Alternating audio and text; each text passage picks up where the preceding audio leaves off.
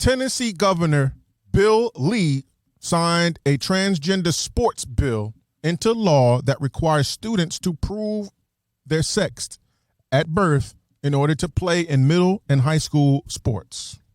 Now, this bill states that a student's gender for purposes of participation in a public middle school or high school interscholastic athletic activity or event be determined by the student's sex at the time of the student's birth, as indicated on the student's original birth certificate. I signed the bill to preserve women's athletics and ensure fair competition. This is what Lee tweeted. Arkansas and Mississippi have also signed similar bills, the Fairness in Women's Sports Act. Of course, there's pushback. You have Alfonso David, president of the Human Rights Campaign. He chimes in with this. The bill legislates against a problem that simply does not exist. Targets transgender kids who are trying to navigate their adolescence. Transgender kids are kids. Excluding and discriminating against them does great harm to them, and it weakens the communities in which these children feel excluded and marginalized. Let me say this.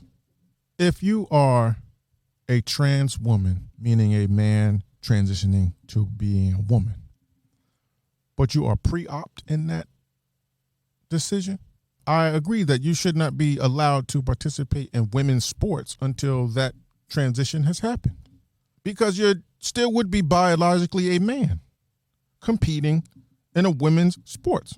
Whatever the sport is, you have an advantage, because that's what this is addressing. Men aren't worried about a trans man, meaning a woman transitioning to a man.